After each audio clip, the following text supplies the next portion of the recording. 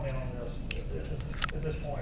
If you make this the main focus of your business, and I think Chris would agree with this, you need to hear what he said.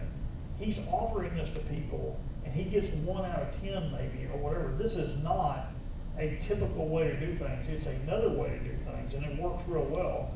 But I think Chris would agree with you. This is just one tool that he has in his tool bag when he's out there working.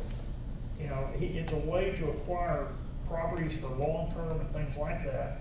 But you're going to get a lot more no's than you get yeses doing that. When you get a yes, it's very profitable.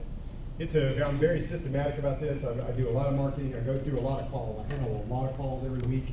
I try to meet with 2 to 3 sellers a week, and I buy 1 out of 10. You know, so you can see where my statistics are going. You know, I may buy a little bit more than that because I'll go like, I don't know.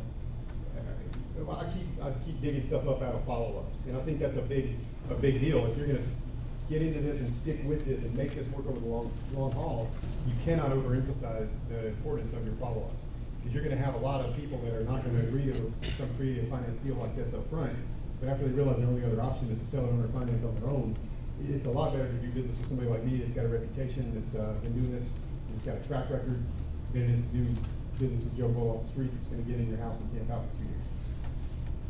Do you have a question? Yeah, on this deal, you said that you're going to offer for 45 now. Right. You're paying $50,000 a month. Correct. And you're going to pay $100 a month for 60 months. Correct. You're going to have a balloon payment of $24,000 every 5 years. Right. Sounds good. I don't know. Could you repeat that? Okay, he's basically running through the numbers on the deal that I did with the $45,000 house with a $15,000 down, and calculating out what the balloon would be after 60 months, it'd be somewhere $24,000, something like that.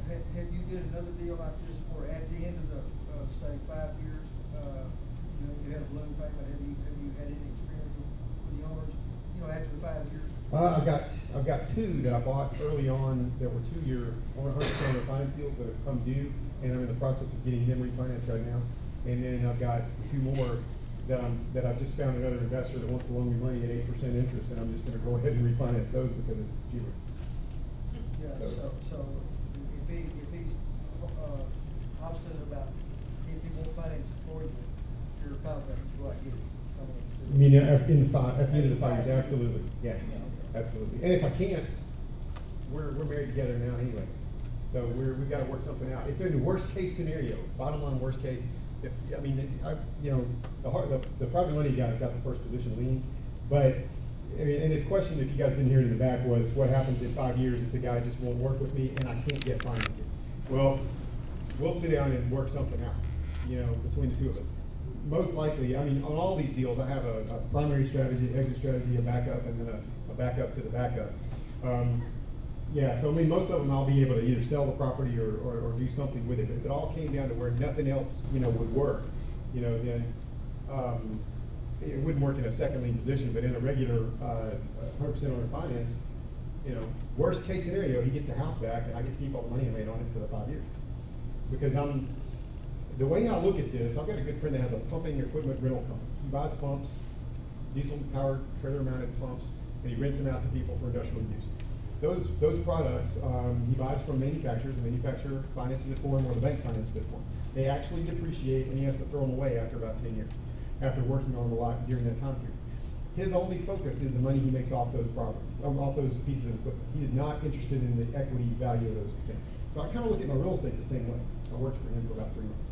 I kind of look at these houses the same way. Now, some houses I do buy for equity, and I'm not discounting the value of equity, but as a primary buy and hold kind of guy, I'm looking at cash flow. I'd rather have 1,000 houses that only cash flow $100 a month than I have 50 houses that are paid for free and clear,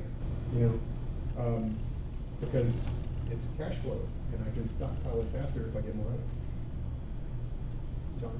I think it's an important note to me. I want to clarify it in my head here, but Sure.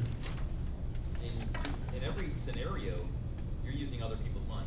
Absolutely. None of my own, never my own money. When you're putting the down payment down, Correct. you're borrowing that. Absolutely. Right. So in your case, you don't have anything invested.